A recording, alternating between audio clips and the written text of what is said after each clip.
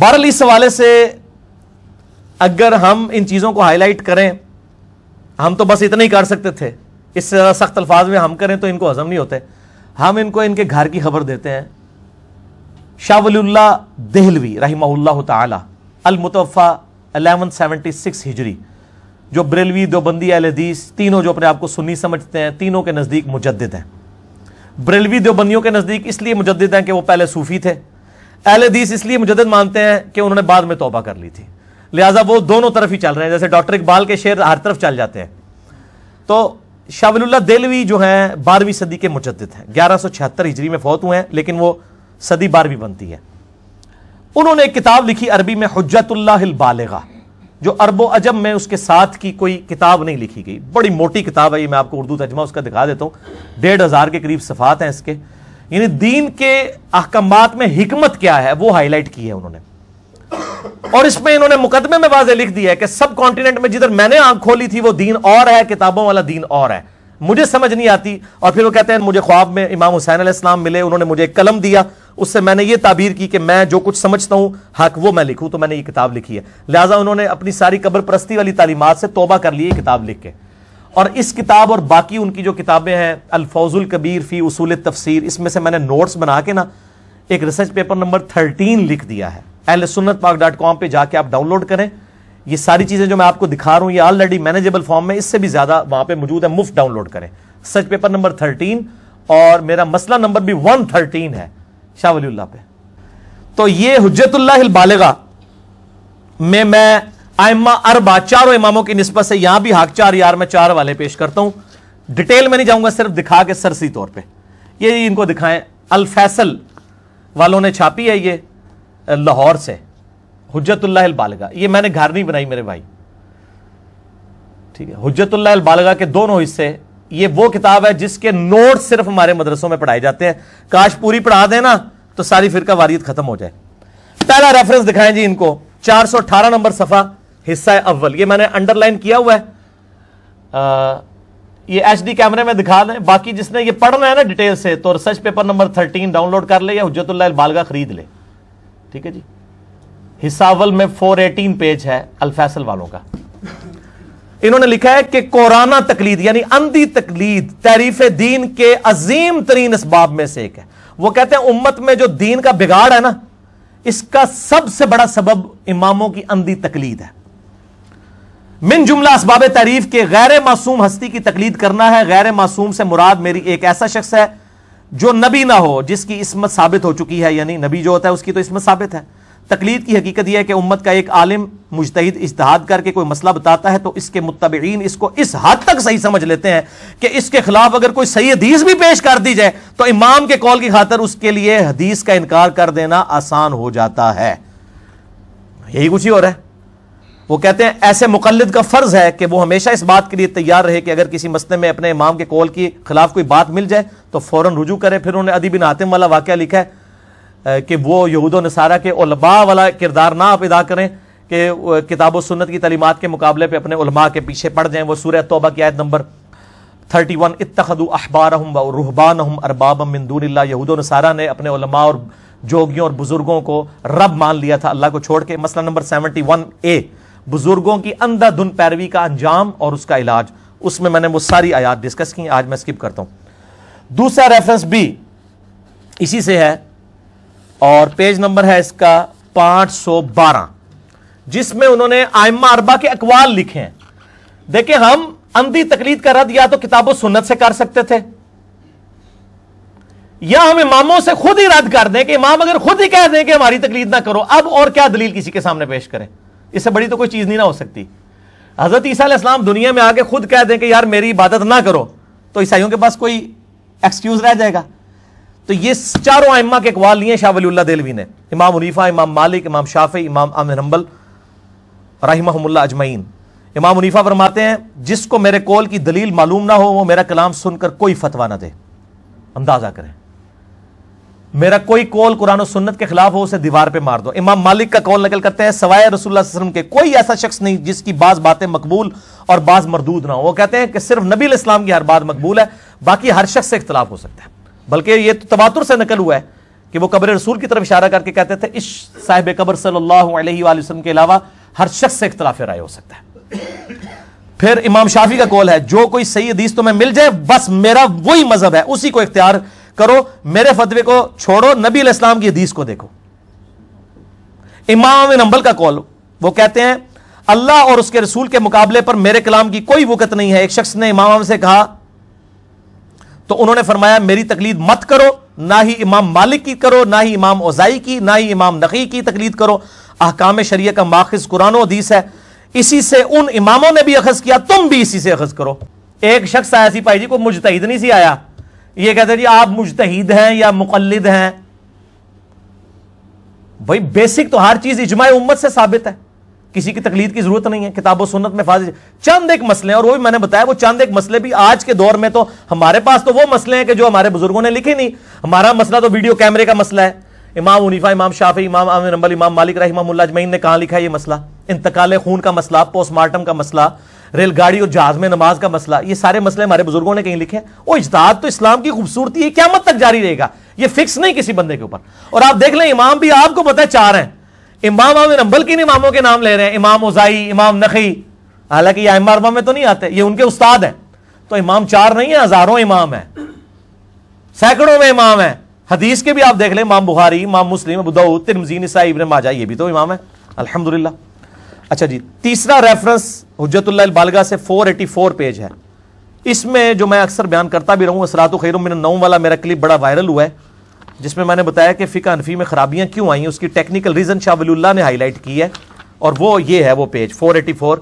امام شافعی کا کارنامہ ہے کہ انہوں نے اہل مدینہ اور اہل کوفہ کی غلطیاں ہائی لائٹ کی ہیں۔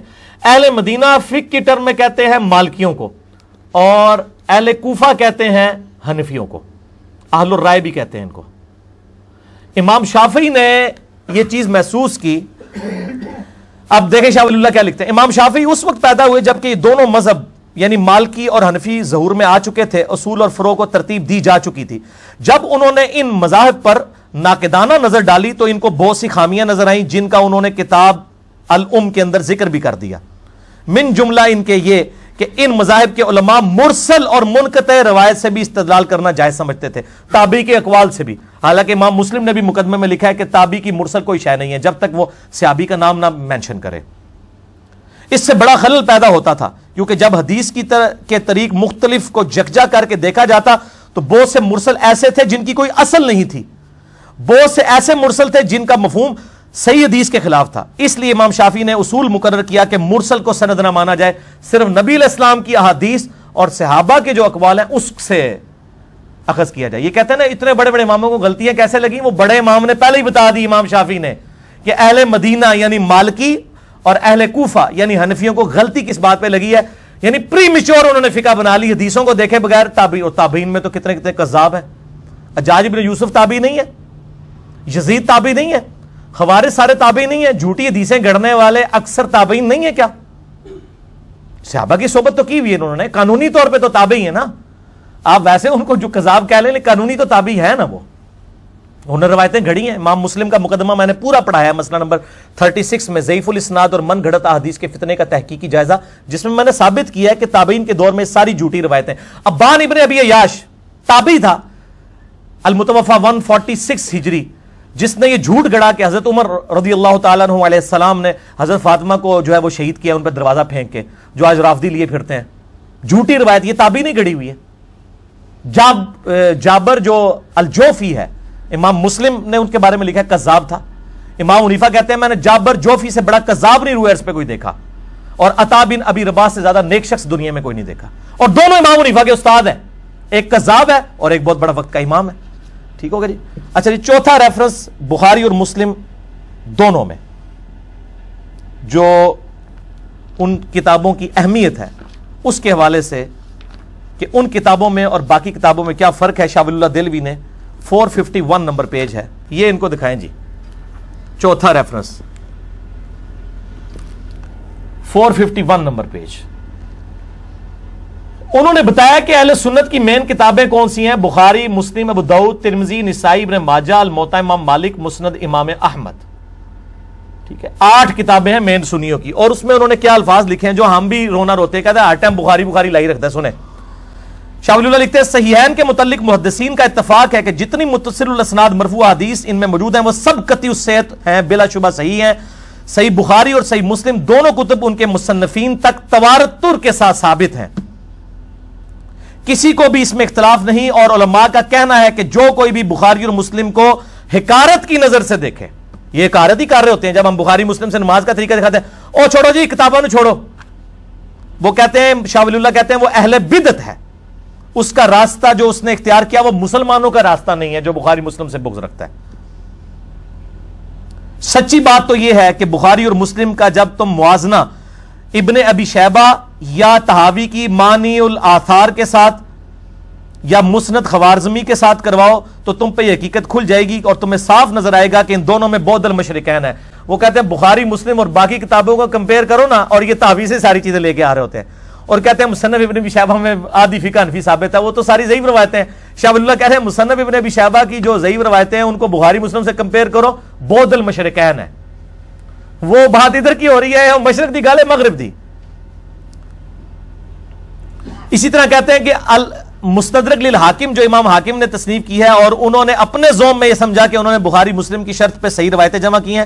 وہ کہتے ہیں جب ان کو بھی آپ دیکھیں گے تو آپ کو چلے گا حاکم میں بھی کئی ضعیف روایتیں ہیں، وہ بخاری مسلم کے راویوں سے ضرور ہیں لیکن ان شرائط پہ نہیں ہے، کیونکہ امام بخاری امام مسلم جب تک اپنے استادوں کے ساتھ بحث نہیں کرتے تھے وہ روایتیں نہیں لیتے تھے. اگر کوئی استاد بخاری مسلم کا ہے جس سے امام بخاری امام مسلم نے حدیث لے لی، بعد میں اس کا حافظہ بگڑ گیا، اختلاط کا شکار ہو گیا، اور امام حاکم اس زمانے کی روایت لے رہے ہیں، اب وہ بخاری مسلم کے راوی سے تو لے رہے ہیں لیکن وہ روایت کمزور ہے. اسی لیے حاکم میں کمزور روایتیں بھی ہیں. یہ جو روایت ہے کمزور ہی ہے نا کہ نبی علیہ السلام کے لیے کائنات پیدا کی گئی، میرا یہ وہ کلپ بھی ہے وہ حاکم سے لی ہوئی ہے نا، انہوں نے حضرت آدم کی توبہ جو ہے وہ نبی علیہ السلام کے وسیلے سے قبول ہوئی، حاکم سے روایت لی ہوئی ہے نا. وہ قرآن میں مطلب 7 دفعہ قصہ آدم اور ابلیس آیا، کہیں یہ واقعہ نہیں آیا، اتنا بڑا واقعہ تھا. تو آپ یوٹیوب پہ لکھیں کائنات نبی صلی اللہ علیہ وآلہ وسلم کے لیے بنائی گی، کیا کائنات نبی صلی اللہ علیہ وآلہ وسلم کے لیے بنائے گی، تو میرا کلپ کھل جائے گا. تو یہ 4 ریفرنسز میں نے دے دیے. امام رضا بریلوی صاحب نے فتاوی رضویہ کے اندر باقاعدہ فتویٰ لکھا ہے کہ مدینہ حرم ہے. بخاری اور مسلم میں 50 حدیثیں ہیں مدینے کے حرم ہونے پہ، لیکن امام حنیفہ رحمہ اللہ مدینے کو حرم نہیں مانتے تھے.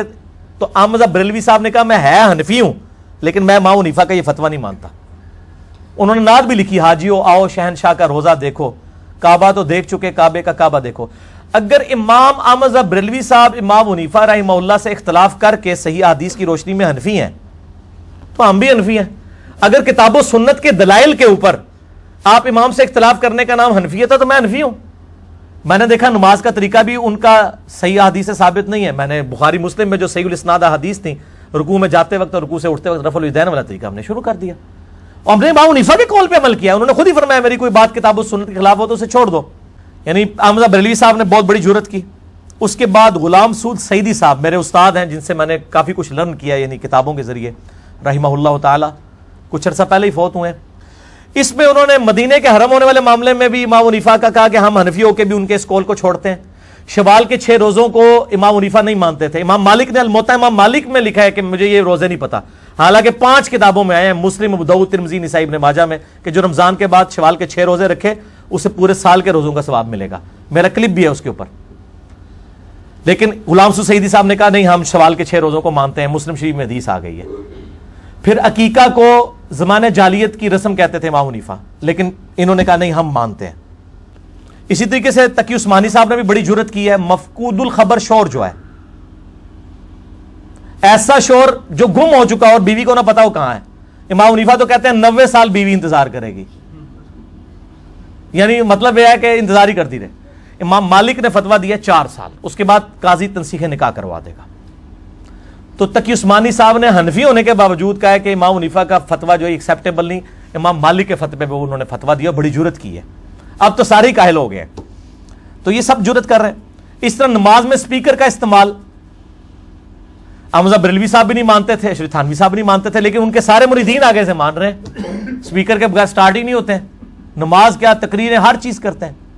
الیاس قادری صاحب نے بھی ایون دعوت اسلامی کے اجتماع میں نمازیں شروع کرا دی سپیکر میں. رائیویٹ والوں نے ابھی تک سپیکر میں نماز نہیں شروع کرائی، لیکن حیران کن بات ہے تقریریں ساری سپیکر میں کرتے ہیں، نماز آتی سپیکر بند، اور وہ عجیب و غریب اتنا مجمع ہوتا ہے تو وہ تکبیرات کی وجہ سے بڑا مسئلہ کھڑا ہوتا ہے، کوئی مسئلہ نہیں یار چھوڑ دو۔ تو اشری تھانوی صاحب نے تو اس کو شیطانی آواز کہا تھا، شیطانی آواز میں چاہے نماز پڑھی جائے یا شیطانی آواز کے اندر واز کیا جائے، ہے تو دونوں ہی غلط ہے۔ اگر ان کا یہ مان لیا جائے یہ مسئلہ تو ظاہر اب وہ رجوع ہو چکا ہے، پچھلے والے لوگوں نے رجوع کر لیا۔ تصویر کا مسئلہ بھی آپ کے سامنے ہے، علماء تصویر کھنچواتے نہیں تھے، اب تصویر کے بغیر وہ جب تک سامنے آئے نا کیمرے والے وہ سٹارٹ ہی نہیں ہوتے ہیں، تو یہ سارے رجوع کر رہے ہیں نا ماشاءاللہ۔ اور پچھلی دفعہ بھی میں نے بتایا تھا سنن ابی داؤد میں انٹرنیشنل نمبر کے مطابق 198 نمبر حدیث ہے کہ ایک صحابی کو زخم لگا، وہ اسی حالت میں نماز پڑھتے رہے اور نبی علیہ السلام کو یہ خبر بھی پہنچی، آپ نے نہیں فرمایا تیرا وضو ٹوٹ گیا، اور وہ دوسرے صحابی کو جگا بھی سکتے تھے، انہوں نے کہا نہیں میں نے نماز شروع کی تھی، میں نے کہا سورت پوری مکمل کر کے ہی میں نماز مکمل کروں۔ خون نکلنے سے وضو نہیں ٹوٹتا، امام حنیفہ کا یہ موقف غلط ہے، امام شافعی کا موقف ٹھیک ہے۔ اس طریقے سے بخاری اور مسلم میں حدیث ہے، بخاری میں 382، مسلم میں 1145۔ اما عائشہ کہتی ہیں کہ نبی علیہ السلام رات کے وقت نوافل پڑھتے میں سامنے لیٹی ہوتی تھی، جب آپ صلی اللہ علیہ وآلہ وسلم سجدے میں جانے لگتے میرے پاؤں کو ٹو دیتے، میں پاؤں سمیٹ لیتی تاکہ آپ آسانی سے سجدہ کر لیں، اور اس وقت گھروں میں چراغ نہیں ہوتے تھے، یعنی وہ یہ بتانا چاہ رہی تھی مجھے نہیں پتا چلتا تھا کہ نبی علیہ السلام ابھی سجدے میں آ رہے ہیں، یعنی وہ مجھے ٹوتے تھے تو مجھے پتا چلتا تھا۔ تو اس سے پتا چلا کہ بیوی کو ہاتھ لگانے سے وضو نہیں ٹوٹتا، امام شافعی کا یہ موقف غلط ہے، امام حنیفہ کا موقف ٹھیک ہے۔ تو ہمارے سارے سکے ہیں، جو نبی علیہ السلام کی احادیث کے مطابق فتویٰ دے گا وہ ہمارا سکا ہے، جو نہیں دے گا اس کو بھی ہم اپنا کوئی پرایا نہیں سمجھتے، ہم اس کی اصلاح کی کوشش کرتے ہیں۔